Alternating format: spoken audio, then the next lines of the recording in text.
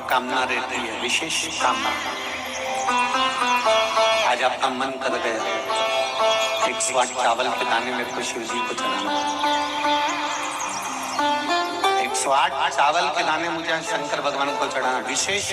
आज आपके मन में कोई मनोरथ बड़ा है, कोई कामना बड़ी है और बाबा से आपने विनती करी कि मेरा ये कार्य अटक रहा है, आप पूरा करोगे, मुझे विश्वास है।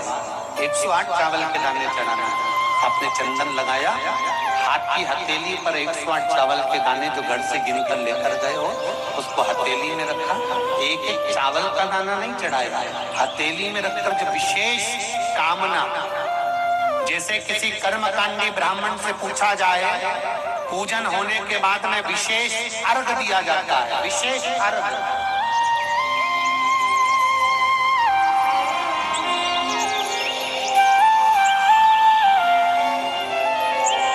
उसी तरह विशेष कामना के लिए दुख कट ही नहीं रहा।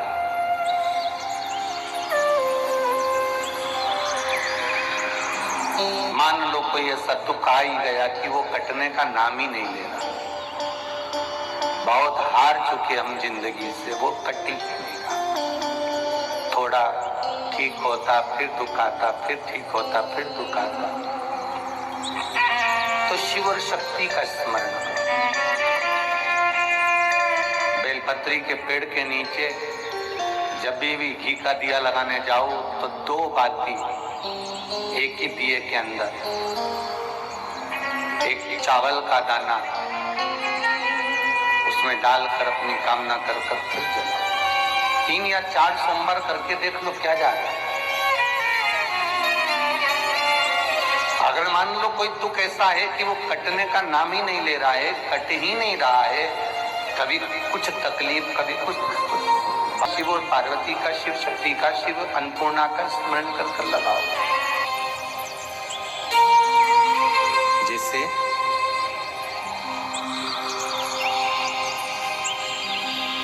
बेले के फल का गुर्दा, बेल का जो फल होता है, बेलपत्री का फल, उसका जैसे गुर्दा, उसके अंदर का जो भाग होता है बेल का, वो गुर्दा,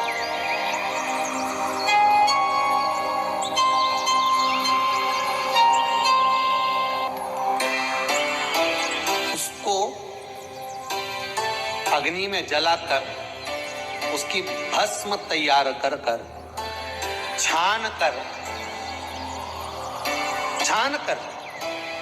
जब जब आपके यहाँ विद्वान ब्राह्मण शिव जी का अभिषेक कराते हैं, पूजन कराते हैं, तो उसमें लिखते हैं पूजन के साहित्य में बेलपत्री, धतूरा, दुर्वा, ये उसमें नीचे लिखेंगे भस्म। लिखते कि नहीं लिखते? लिखते हैं ना, भस्म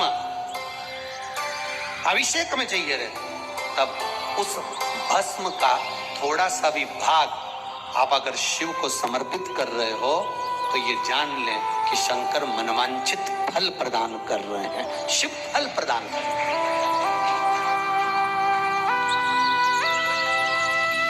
महाराज,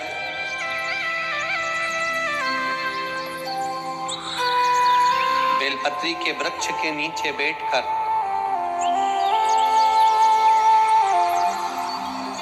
हाथ में एक बेलपत्र का पत्ता रखकर आप पंचाक्षर मंत्र नमः शिवाय, ओम नमः शिवाय या श्री शिवाय नमस्तुभ्यम या महामृत्युंजय मंत्र का स्मरण कर रहे हो, पर डंडी का भाग अपनी ओर, बेलपत्र की बीच वाली पत्ती का भाग बीच वाली उंगली की ओर रखकर अगर आप स्मरण कर रहे हैं और अपनी कामना कर बेलपत्री के वृक्ष के नीचे बैठकर उस पत्ते को सम्मुख रखकर बाबा से विनय कर एकांत में उस बेलपत्री के वृक्ष की छांव में,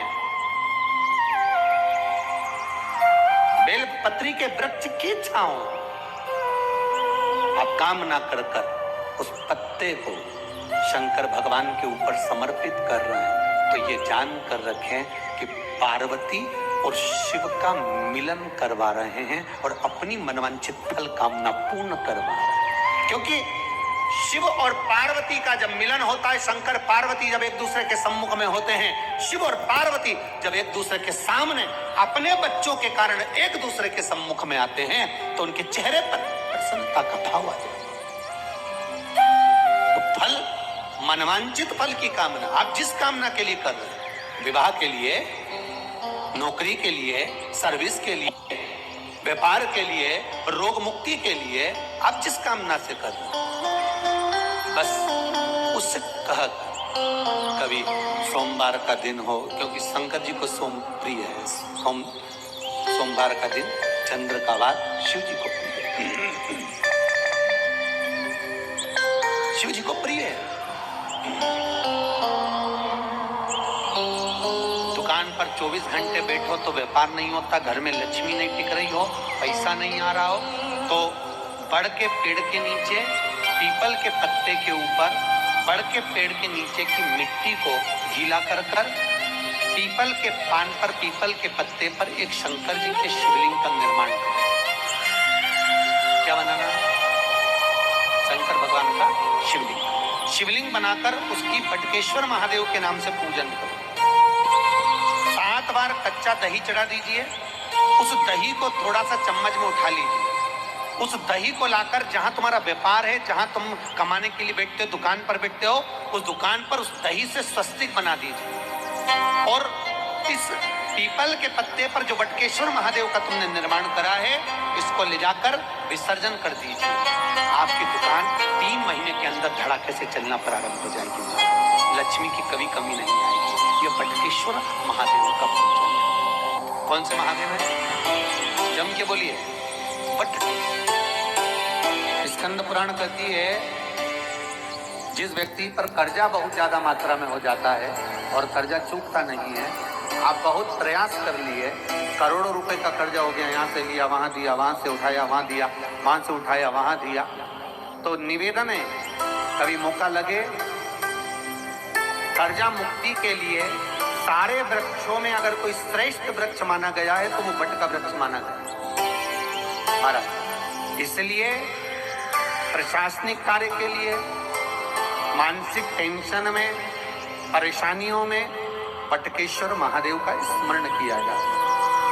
और यदि निवेदन करूंगा बहुत ज्यादा, यदि आपको कर्जा हो गया, बहुत ज्यादा कर्जा हो गया और वो कर्जा चूक ही नहीं रहा, तो थोड़े दिन बड़ के पेड़ के नीचे आप बटकेश्वर महादेव के लिए 1 लोटा पानी, उसमें थोड़ा सा पिसा हुआ चावल पीस के गला लेना, चावल को और पीस लेना, पीस के उस पानी में मिला लेना और मिलाकर उसमें थोड़ी सी हल्दी पिसी हुई डालकर बटकेश्वर महादेव के नाम से बड़ के पेड़ के नीचे अपनी कामना कर कर जो कर्जा हुआ है उस कर्जे का भान देते हुए, स्मरण देते हुए छोड़ दीजिए।